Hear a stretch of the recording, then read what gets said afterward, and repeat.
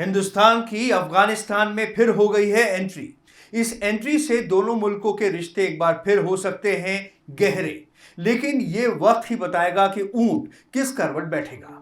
आदाब, मैं हूं आतिर खान। देश और दुनिया की बड़ी खबरें लेकर हम हाजिर हैं। आइए सुनते हैं हेडलाइंस। अफगानिस्तान पर दुशानबे बैठक का होने लगा है असर। हिंदुस्तान ने कभी नहीं छोड़ा अफगानिस्तान का हाथ।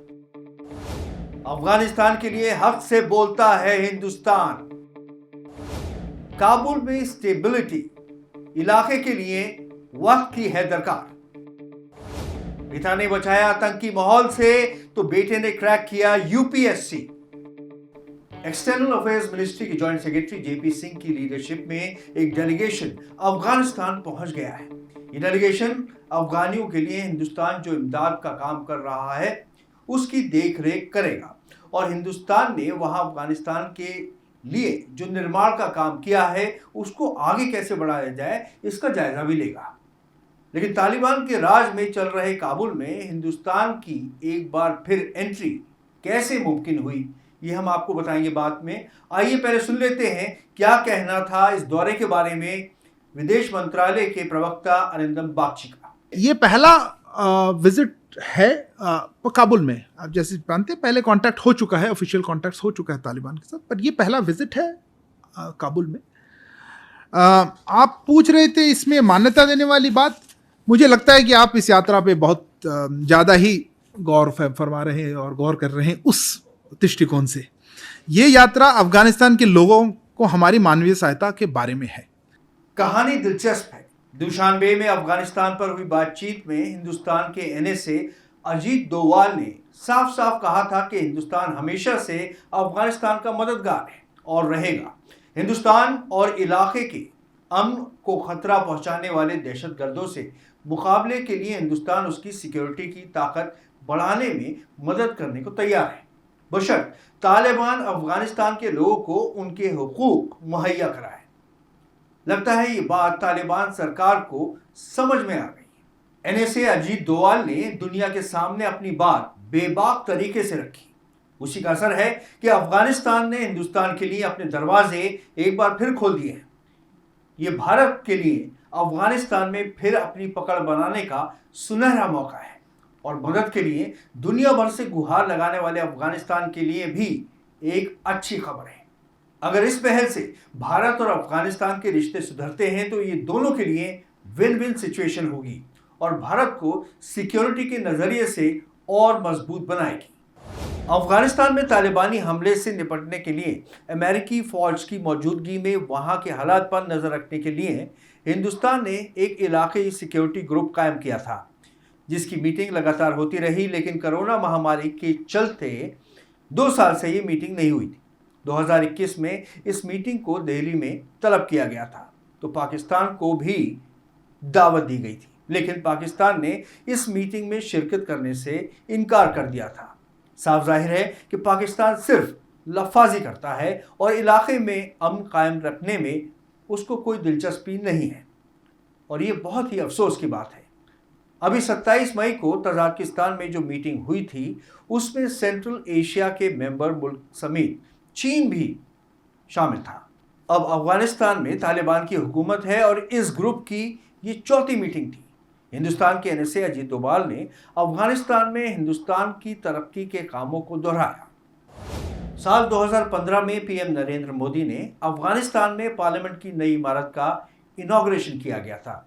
इस इमारत की तामीर में लगभग 660 करोड़ रुपए की लागत आई थी। 19वीं सदी में बने स्टोर पैलेस की मरम्मत के बाद उसका उद्घाटन भी पीएम मोदी ने ही किया था। इसी तरह 2016 में सलमा डैम को शुरू करवाया गया था। अगर इन तमाम प्रोजेक्ट्स को जोड़ा जाए तो हिंदुस्तान ने अफगानिस्तान और उसकी आवाम की तरक्की के लिए $3 अरब खर्च किए हैं।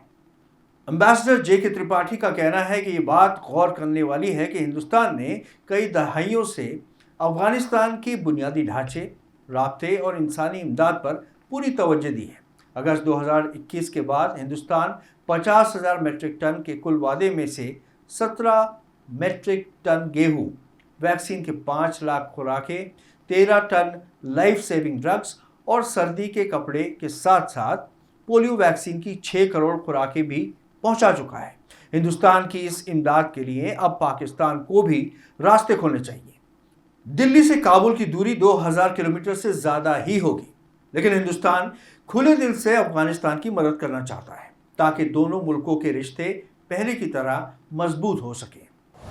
अफगानिस्तान को तालिबान के कब्जे में गए लगभग 1 साल मुकम्मल होने जा रहा है, लेकिन अभी तक वहां की सिक्योरिटी, इकोनॉमी और दूसरे महकमे रास्ते पर नहीं आ सके हैं।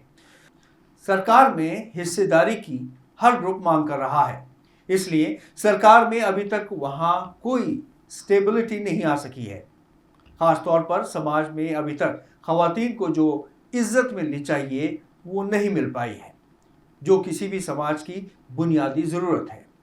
एनएसए अजीत डोभाल ने मीटिंग में इसलिए इस बात को खास तौर पर दोहराया और याद दिलाया कि हिंदुस्तान ने पिछले 20 सालों से तरक्की के जो काम अफगानिस्तान में किए हैं, उसके चलते उन्हें इलाके के अमन और शांति और दहशतगर्दों से पैदा होने वाले खतरों की फिक्र है। अफगानिस्तान की नई लीडरशिप को मुल्क में ऐसे हालात बनाने चाहिए जो दुनिया को कबूल हो। हमारा मानना है कि मुल्क को डेमोक्रेसी की तरफ धीरे धीरे ले जाना चाहिए ताकि अवाम को उनका हक मिल सके और दुनिया के मुल्कों को यकीन हो जाए कि वो भी अवाम के हुकूक के लिए संजीदा हो चुके हैं।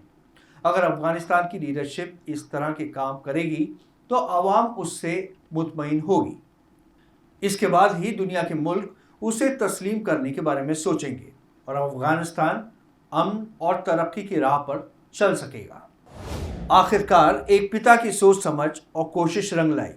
आतंकवादियों के साए से बेटे को बचाने का उनका प्रयास रंग लाया।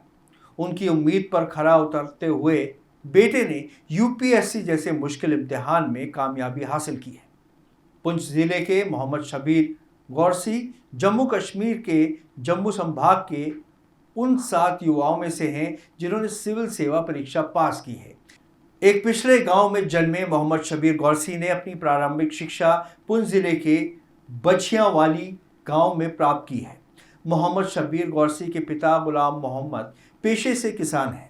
वो बताते हैं कि एक ज़माने में उनका गांव आतंकवादियों का अड्डा हुआ करता था। इस वजह से उन्होंने अपने बच्चों को आगे की शिक्षा के लिए पुंछ शहर में भेज दिया था। शबीर ने जम्मू विश्वविद्यालय और अलीगढ़ मुस्लिम विश्वविद्यालय से अपनी पढ़ाई पूरी की। अब जब मोहम्मद शबीर ने सिविल सर्विस परीक्षा पास कर ली है, मोहम्मद शबीर की बहन रजिया बी का कहना है कि उनके भाई ने इस परीक्षा को पास करके पूरे इलाके में उनका सर गर्व से ऊंचा कर दिया है। शबीर ने पहले प्रयास में सिविल सर्विस परीक्षा पास की है और 419वें स्थान पर रहे हैं। इस बार भले ही कश्मीर से कोई युवा यूपीएससी में कामयाब नहीं हुआ है, लेकिन यूपीएससी सर्विसेज में इस इलाके से बहुत सारे कैंडिडेट्स निकले हैं। इस सरजमीन ने यूपीएससी टॉपर्स भी दी हैं। पिछले कुछ सालों में जम्मू और कश्मीर लोक सेवा आयोग की परीक्षा पास करने वालों में मोहम्मद आकिब, वसीम अहमद भट्ट, सारा अशरफ, अल्ताफ मोहम्मद शेख, इकबाल रसूल डार, आमिर बशीर और माजिद इकबाल खान का नाम काबिल तारीफ है। हम उम्मीद करते हैं कि इस इलाके से अगली बार और कई युवा यूपीएससी और अन्य कॉम्पिटिटिव एग्जाम्स में कामयाब होंगे और अपने परिवार के साथ अपनी कौम का नाम भी रोशन करेंगे। इस हफ्ते इतना ही।